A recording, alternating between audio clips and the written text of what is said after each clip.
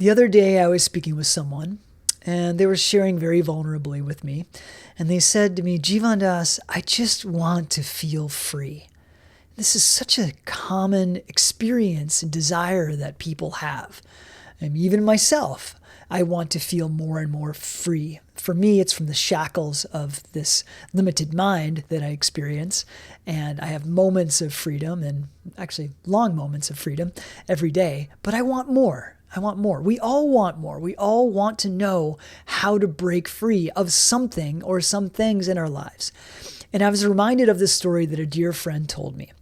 Now, she learned that the way that you train elephants in the circus is when they are, this is kind of a sad story, so prepare yourselves. Baby elephants are chained to a stake in the ground, right? And from a very early age, they attempt to get away and be free, like we all want to, but the chain stops them. Now, somewhere in their elephant mind, they stop remembering that they are chained. And just the fact that they have that link, or in sometimes a rope around their leg, they feel like they're chained. And so they live the rest of their lives thinking that they are chained to one spot and they could just run away in any direction that they wanted without anything pretty much stopping them. But they don't, because they have the belief that had been entrained into them that they are unable and they can't. Right? Now, all of us have these kinds of limited beliefs. So my question for you is, if you want to break free, my question to you is, what are you tethered to? And what imaginary, this is a little judgy, what imaginary limited belief do you have that keeps you thinking that you are tied to the stake? Now, I'm going to throw out a few examples that I've learned in my own life and navigated in my own life that might resonate for you, and take a look at some of these.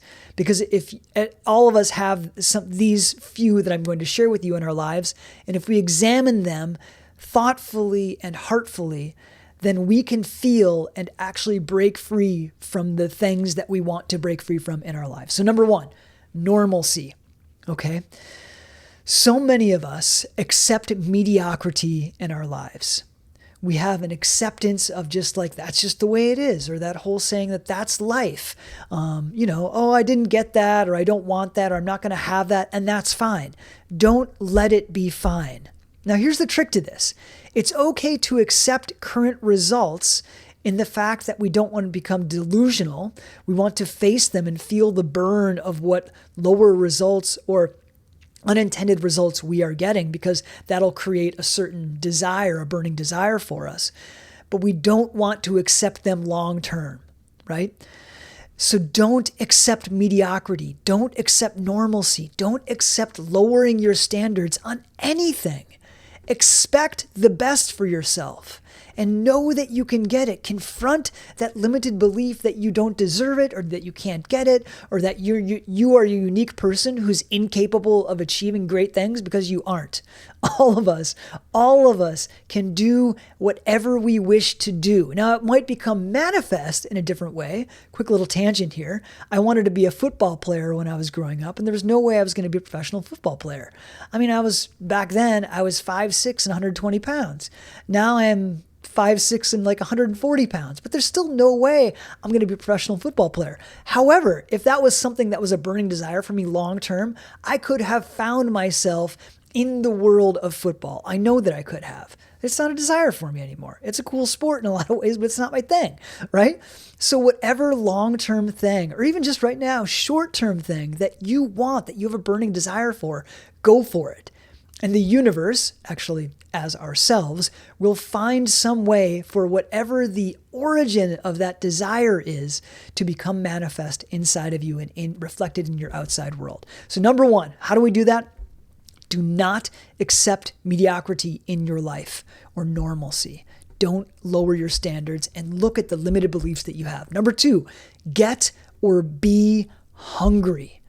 And do not lose that hunger. Find a way to generate, to feed in a way, create that hunger for what you want in your daily life.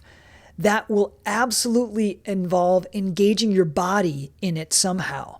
And that might be exercise. It might be chilling out and not doing so much exercise if you're somebody like me. And for most people, it's doing more exercise or doing more movement. It could be as simple as getting up at dawn and going for a walk around the block, regardless of the weather, right? Nike was created for people who ran in the rain every day. Right? There's a cool story about that I won't get into right now that Phil Knight shares. It's quite inspiring. But we want to be hungry. We want to get to feel that desire. And anytime you don't feel it, fine. Accept that you're feeling that way, maybe a little funky, then do something to navigate it, to generate the hunger inside. I'm a monk. I've been a monk for 8 or 9 years now. I love it. It's a passionate, amazing life for myself. It's the perfect fit for me. It's not for you, most likely, but I love it. And I don't wake up hungry for life to transform, to do my service, to do my thing every day. But I've created a certain level of activities and a certain regimen that always has me feel hungry every day. If I don't on any day, it's an off day, and I haven't done what I've known to do for myself to keep that hunger alive for myself. And I do that sometimes. I do neglect it sometimes, but you can. So create a regimen, a routine that has you generate that hunger, that desire that you have for that thing in order for you to feel free in your life. Number 3, get and be disciplined. You've got to do this. There are things right now, I know if I'm talking to you, there are things right now that you know that you could be doing that would help you feel and break free from the thing that you're tethered to, right? What is that rope? What is that chain that no longer exists? And one way that you have at your disposal right now is discipline to break free from that. And you're not disciplined enough if you're not free. It's interesting, and it sounds like a paradox, but it's not. The more disciplined you are, the more freedom that you will feel, right? Disciplined in certain ways of your life that will create the freedom that you're looking for. Now, if you're looking to break free from something and you're wanting to be untethered from something, the discipline of a daily regimen will have you feel more free.